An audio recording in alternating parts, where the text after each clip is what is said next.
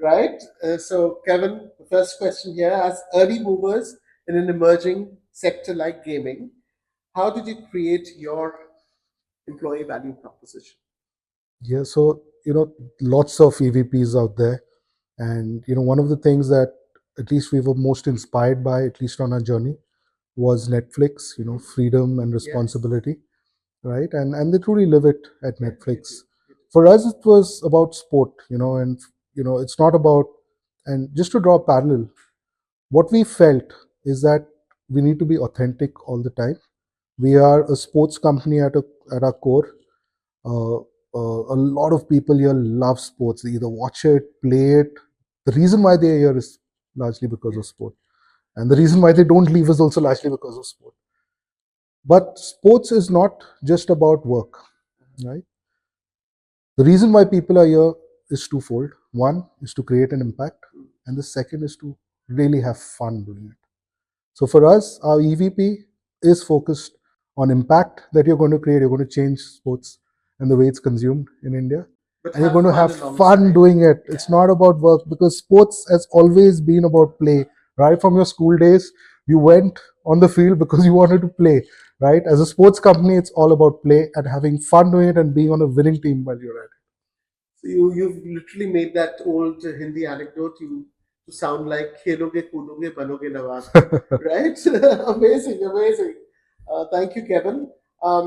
You are a born digital company, Yes. Dream 11.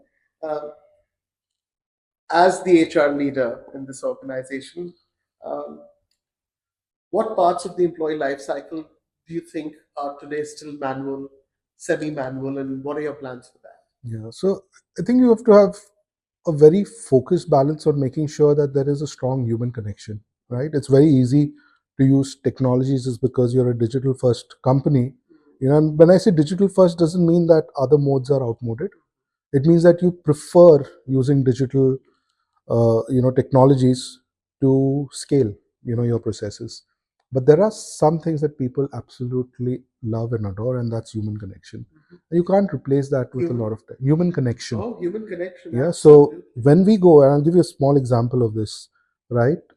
The talent acquisition team at the company Mm. is not responsible for hiring.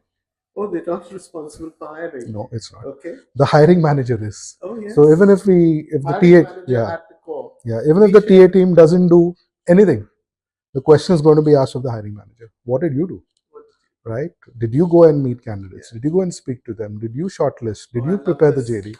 Right? So it's not about the scouts who can get you talent. If the scouts can't get you talent, it's still your accountability as a captain to go and find Yeah. your players. You can't say you're helpless because your scout didn't do something, right? And when we did that, our jobs got filled faster. Candidates spoke directly to people that they're going to be playing with on the field.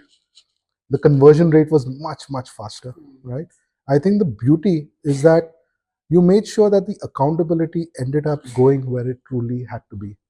Yeah. So I I honestly think that when it comes to making sure that leaders are accountable, you know by driving that accountability to the core person who actually has to do it is very, very important. Sometimes we lose track of it. Yeah. We end up saying, hey, listen, this team is responsible, this tech is responsible for making sure we can speak to our users, right? But when you're So the not. onus on the hiring manager.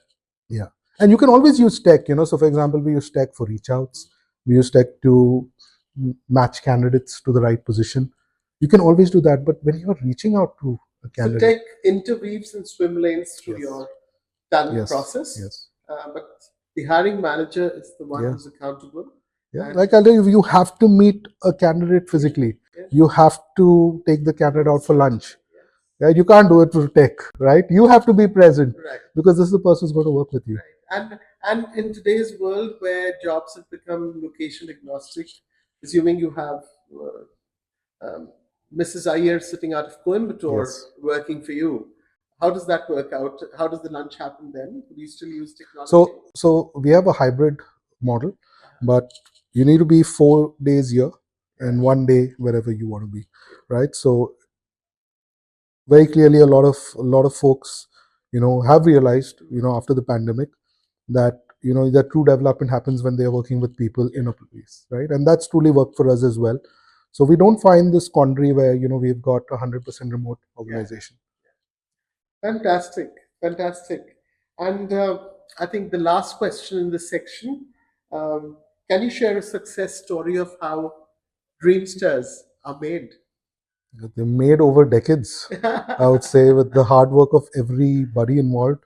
And when I say that, I truly think that everybody who's been here, who's dreamed of being at Dreamland and made it here, they've truly mastered a couple of things. One is that they are focused on data, in the decisions that they take, but they also have a little bit of gut. What we end up saying out here is, 90% data, 10% gut. Yeah, I think that match and Yeah. mix. You'll never have all the data all the time, right? You never have. If we had all the data, and this is what our founder also says, our founders say, we'd never have entered this space. Everybody told us, don't. Take the punch. You got to take it. You got to take that 10% gut is very, very important. You have to show ownership. We'll always stay lesser number of people, but we'll do kick-ass work, very enriched work, groundbreaking work. And you can't do that when you can't rely on the next person to take ownership if you're not doing your job, right? Or to be transparent with you, saying that I'm expecting you to do this, you're not doing it, right? The other elements are a bit around how much we persevere, right? So you will never see people giving up. Still focus on it. And as a company, our upbringing was such that we had to go to close to 150 VCs before we got our first round of funding. If you're not going to be persistent, hearing the same no, every time, that's not. You'll suddenly realize that you just can't be heartbroken because something didn't work out. You always find us, irrespective of the turmoil, irrespective of the changes that we see around us, irrespective of the speed of the changes, we still positive, right? And the last bit is about making sure that whatever you do, you're not doing it for yourself.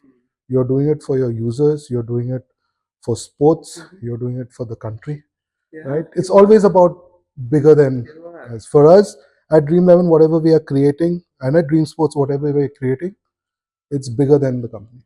It's not for us. Lovely, lovely. What a fantastic answer. And with that, Kevin, we come to the end of Spilling the Beans.